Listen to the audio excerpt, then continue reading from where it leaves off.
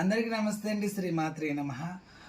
జుబ్లీస్లో ఏదైతే గొడవ జరుగుతుందో పెద్దమ్మ తల్లిది, ఆ పెద్దమ్మ తల్లి దగ్గరికి పోవడానికి సిద్ధమైన బోనం చేసుకొని చాలా చక్కగా అమ్మవారి రూపంలో తయారై ఒగ్గు డోళ్ళతోని వెళ్దామని అనుకున్నాం. కానీ అక్కడికి తెలిసినటువంటి వాళ్ళకి ఫోన్ చేయడం వల్ల ఏ ఒక్కరు వచ్చినప్పటికీ కూడా వాళ్ళ మీద చాలా తీవ్రంగా కూడా చాలా ఎక్కువ కేసులు పెట్టడం చేస్తున్నారట.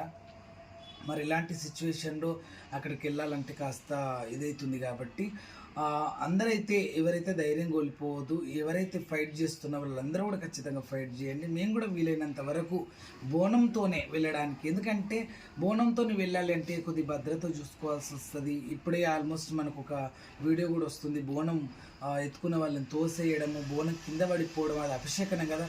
అదే తెలంగాణ రాష్ట్రానికే కూడా దరిద్రం అవుతుంది. ఒక అమ్మవారికి భోజనం 365 రోజులు అమ్మ మనకు అన్నం పెడితే ఆ అమ్మకు అన్నం పెట్టనీకి పోతే ఇలా చేయడం ఆ పోలీస్ వ్యవస్థకి కానీ ఇక్కడ ఉన్న రాష్ట్రానికి సీఎంకి కానీ ఎవరికి కూడా అది మంచిది కాదు. ఎందుకు ఇలా ఒక 100 గజాల గురించి ఒక అమ్మవారి గురించి ఇంత ఫైట్ జరుగుతుంది? అమ్మవారికి ఒక 100 కాదు, 500 కాదు, 1000 గజాలు ఇచ్చినా కూడా తక్కువనే. ఇంత భూమండలం మీద స్వేచ్ఛగా బతికే ఆ స్వేచ్ఛనిచ్చింది ఆ తల్లి జగన్మాత. ఎక్కడెక్కడో తిరుగుతున్నాం, ఎక్కడ కూర్చున్నా మనది, ఎక్కడ నిలబడ్డా మనది స్థలం. అలాంటిది అమ్మవారికి అక్కడ ఉండడానికి ఆ స్థలంకి ఒక 500-1000 గజాలు ఇస్తే పోయింది ఏముంది? ప్రభుత్వం కూడా తిరిగి వచ్చి ఆ స్థలం ఏందో అమ్మ స్థలం, అమ్మకి ఇవ్వాలని, అమ్మను మళ్ళా ప్రతిష్ట చేయాలని మనస్ఫూర్తి కోరుకుంటున్నాం. కానీ వెళ్దామని ఒగ్గు పూజలని బోనం ఇవన్నీ ప్రిపేర్ చేసుకున్నాం. కానీ అక్కడ నుంచి వచ్చినట్టు అంటే మేము ఫోన్ చేయడం వల్ల మాకు తెలిసింది ఏంటంటే చాలా తీవ్రంగా పెడుతున్నారంట కేసులు.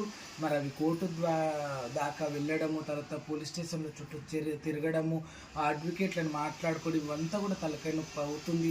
ఇదంతా తలకాయ నొప్పి చేస్తేనే ఎవరు తిరిగి ఇక్కడికి రారు పోరాటం కానీ అనుకుంటున్నట్టున్నారు. 1 day 2 daysలలో మేము ఎందుకు నిర్ణయం తీసుకొని ఖచ్చితంగా వెళ్ళాలని, ఆ అమ్మ ఆ ప్రదేశానికి వెళ్ళాలని అనుకుంటున్నాం. సర్వే జనా సుఖినో భవంతు.